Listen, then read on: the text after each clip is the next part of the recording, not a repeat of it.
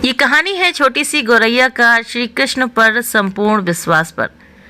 तो कुरुक्षेत्र के युद्ध भूमि को विशाल सेनाओं के आवागमन की सुविधा के लिए तैयार किया जा रहा था। उन्होंने हाथियों का इस्तेमाल पेड़ों को उखाड़ने और जमीन साफ करने के लिए किया। ऐसे ही एक पेड़ पर एक गौरैया अपने 4 बच्चों के साथ रहती थी।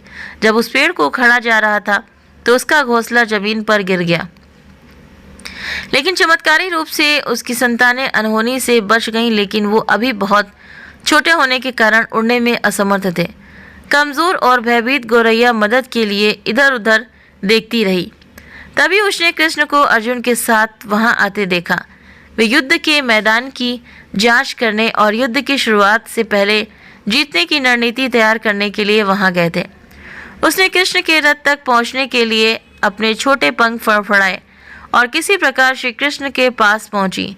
हे कृष्ण, कृपया मेरे बच्चों को बचाएं, क्योंकि लड़ाई शुरू होने पर कल उन्हें कुचल दिया जाएगा। सर्वव्यापी भगवान बोले, मैं तुम्हारी बात सुन रहा हूँ, लेकिन मैं प्रकृति के कानून में हस्तक्षेप नहीं कर सकता। गौरैया ने कहा, हे भगवान, मैं जानती हूँ कि आप मेरे उद्धार करता है। मैं अपने बच्चों के भाग्य को आपके हाथों में सौंपती हूँ। अब ये आपके ऊपर है कि आप उन्हें मारते हैं या उन्हें बचाते हैं।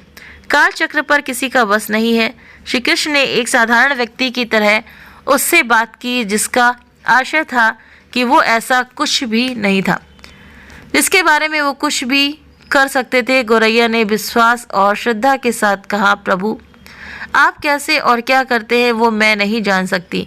आप स्वयं काल के नियंता हैं, ये मुझे पता है। मैं सारी स्थिति एवं परिस्थिति एवं स्वयं को परिवार सहित आपको समर्पण करती हूँ। भगवान बोले, अपने घोंसले में 3 सप्ताह के लिए भोजन का संग्रह करो।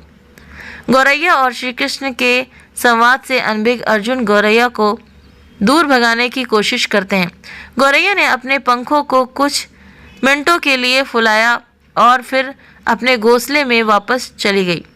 2 दिन बाद संघ के उद्देश्य से युद्ध शुरू होने की घोषणा की गई। कृष्ण ने अर्जुन से कहा कि अपने धनुष और बाण मुझे दो।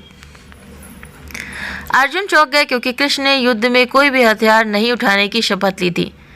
इसके अतिरिक्त अर्जुन का मानना था कि वो ही सबसे अच्छा धनुर्धर है। मुझे आज्ञा दे भगवान, अर्जुन ने दृढ़ विश्वास के साथ कहा। मेरे तीरों के लिए कुछ भी अवैध नहीं है।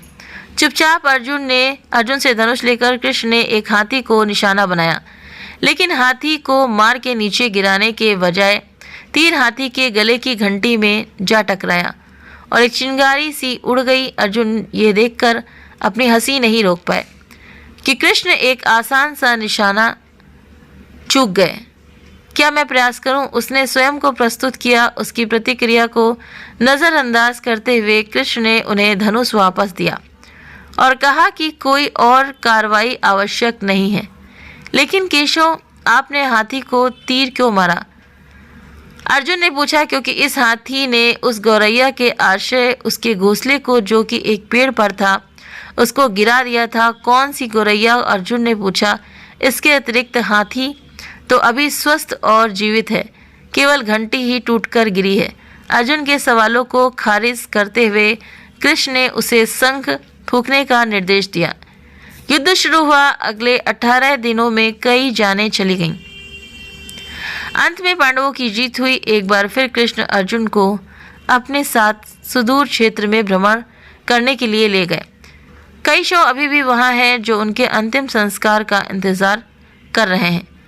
जंग का मैदान गंभीर अंगों और सिर वेजान सीढ़ियों और हाथियों से अटा पड़ा था। कृष्ण एक निश्चित स्थान पर रुके और एक घंटी, जो कि हाथी पर बांधी जाती थी, उसे देखकर विचार करने लगे। उन्होंने कहा, अर्जुन, क्या आप मेरे लिए ये घंटी उठाएंगे और इसे एक तरफ रख देंगे? निर्देश बिल्कुल सरल था, परंतु अर्जुन के समझ में नहीं आया।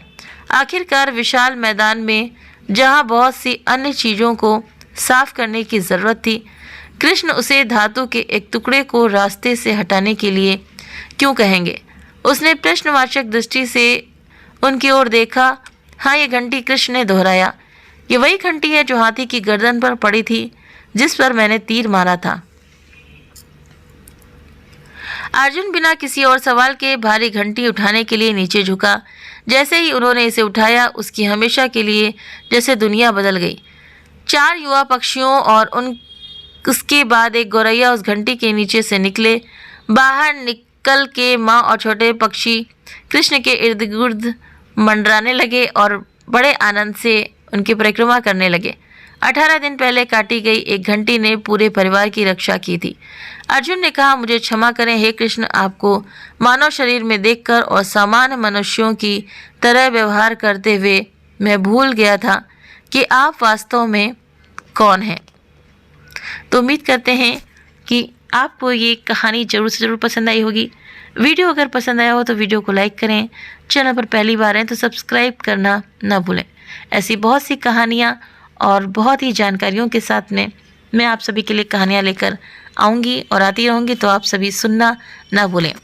इस वीडियो के बारे में, इस कहानी के बारे में और जो इससे हमें सीख मिलती है इस कहानी से, तो इसके बारे में आप सभी की क्या राय है, तो प्लीज़ आप मुझे कमेंट करके भी ज़रूर से ज़रूर बताएं। मिलते हैं नेक्स्ट वीडियो में नई जानकारी, नई कहानी के साथ में। तब तक आप सभी स्वस्थ रहें, खुश रहें, मस्त रहें। Thank you.